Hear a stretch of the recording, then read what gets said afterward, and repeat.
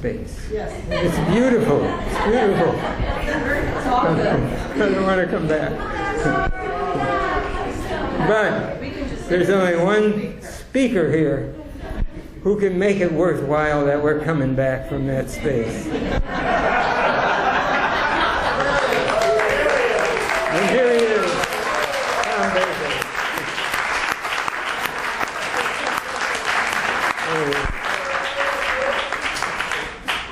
Go for it. They brought your favorite drink. Oh, my favorite drink. All right. Well, you know, we have our own E.T. here.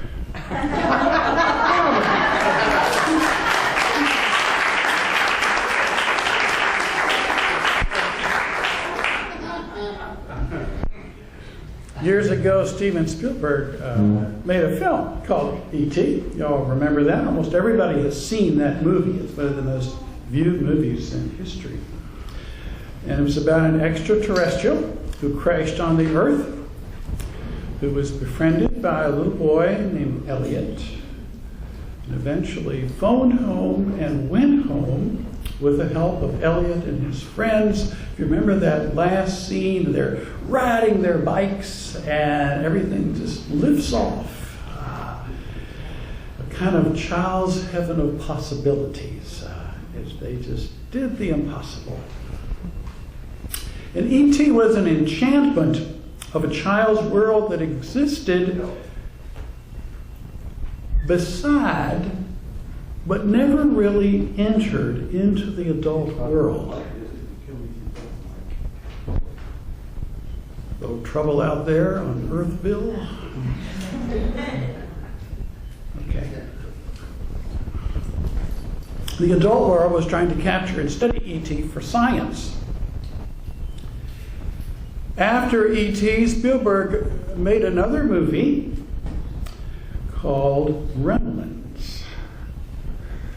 And you know, Steven Spielberg's a very childlike person, but at the same time, he has a kind of cold eye for reality. And Gremlins was that kind of movie. It turns out that when gremlins are young, they're cuddly and sweet.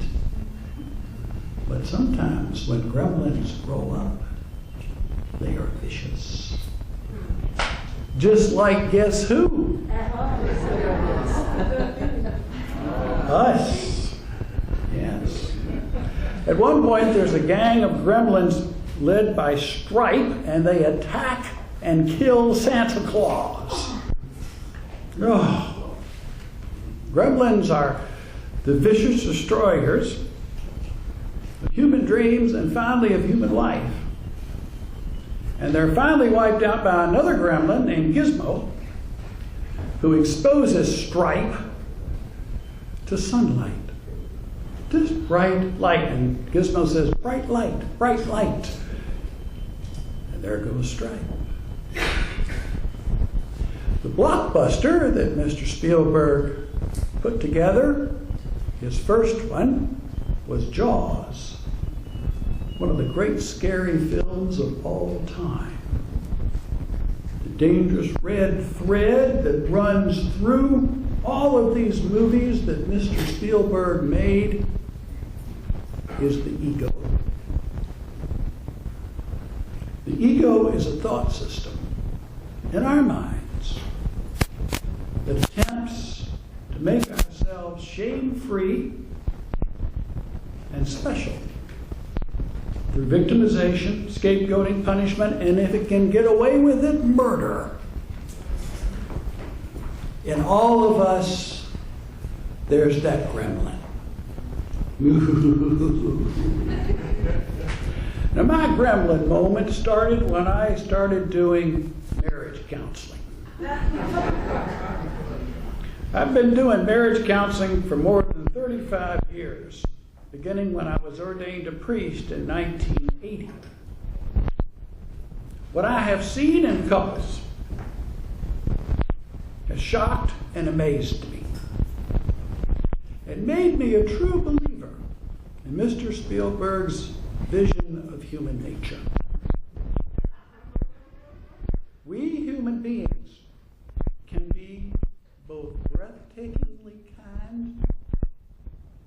jaw-droppingly vicious. When people first fall in love, they're like children, fascinated with each other. Every word, wisdom. Every act, a landmark of courage or kindness. As Thomas Keller used to say, when you fall in love, even McDonald's is a spiritual experience.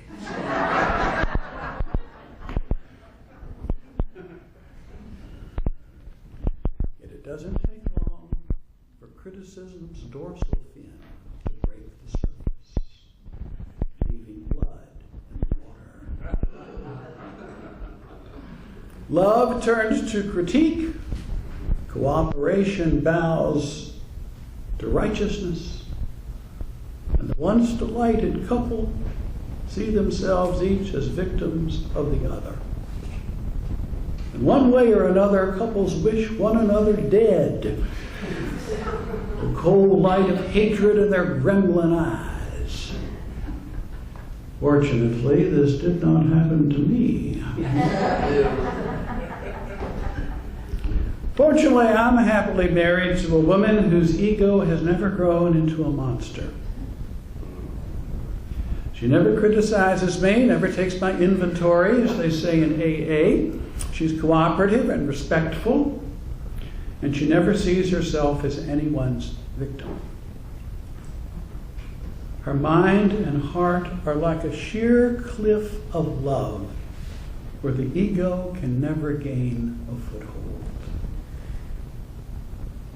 When my ego gets out of hand, and I complain about being a victim of the world, or a victim of my life, or a victim of the political situation, or a victim of my colleagues, or a victim of my clients, or a victim of the weather, or a victim of my financial situation, or a victim of the insurance companies, or a victim of my parents, or a victim of my health, or a victim of my poor decisions, or a victim of the unfair tax system, or a victim of our bureaucratic health systems, or the 1,000,006 things that stand in the way of my joy, Kathy simply responds with a smile and the assurance that I am loved by her and by many. And I calm down. For my great fear is that I am not loved, but will eventually be abandoned and rejected. If I went to a Donald Trump rally, I would ask the Donald to make me great again. If I went to a Hillary Clinton rally, I would oh so badly want Hillary to smile at me. If I went to a Bernie Sanders rally, I would want him to tell me that I'm a person he can believe in. But I don't need to go to any rallies. I just need to go home. And as I confront the ego in myself and others, I need only remember that love, rather than fear, rules the universe. But the ego still seems to rule the world, doesn't it? But it's only because we allow it. We make room for the ego. Last week we saw a particularly fascinating example of the ego getting out of control when a 3-year-old boy fell into a gorilla enclosure at the Cincinnati Zoo. And the zoo officials had to shoot the gorilla in order to ensure the safety of the boy. Immediately, the ego went into action. The gorilla became the victim. The mother was critiqued as a bad mother by almost 500,000 people on Facebook. And no one was happy. In the ego's world, nobody is happy. They're either sad or they're angry. By critiquing the zoo officials and the mother, these judges who are trying to get rid of their own sense of shame as imperfect people, imperfect parents, and imperfect grandparents. They could say to themselves, at least I'm not as bad as they are. And the judges then identified with a poor victimized gorilla who was innocent like they were. The police are now questioning the mother to determine whether she's a responsible parent.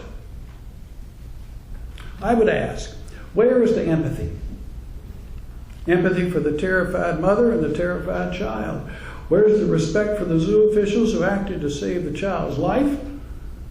And where's the love for each other in impossible situations? So much of the time, we're not in good and bad situations. We're in impossible situations. And for that, we need love and we need mercy. Blame is how the ego makes sense of human situations. That's how it works. You ever lost something and couldn't find it and looked and looked and looked? And then a little bell goes off in your mind and you realize that someone took it. Of course. Once again, someone has stolen my car keys.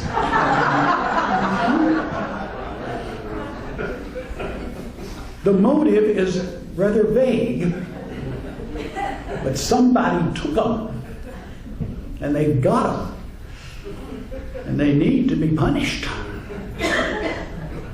That's my ego.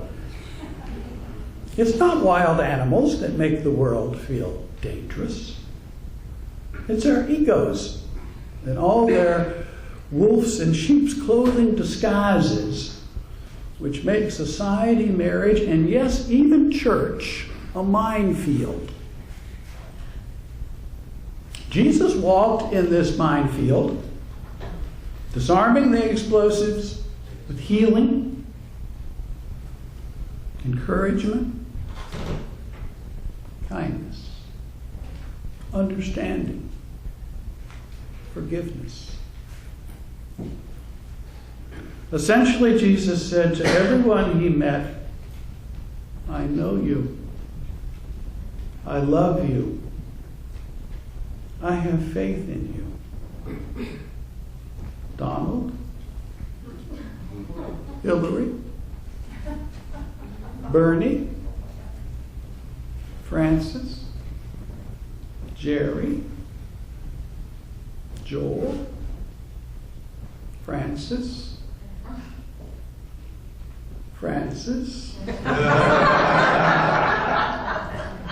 Kathy, Lloyd, every one of us. In the highest light, I hold you all. Now, we walk in the minefield too, each one of us, especially in an election year, when we choose which gremlin to run the country.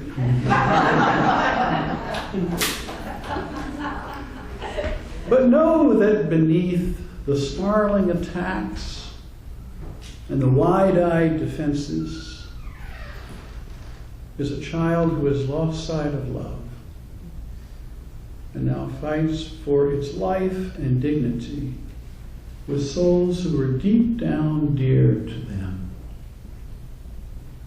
It's a show that feels like a tragedy when you're in the middle of it, but from above looks like a comedy.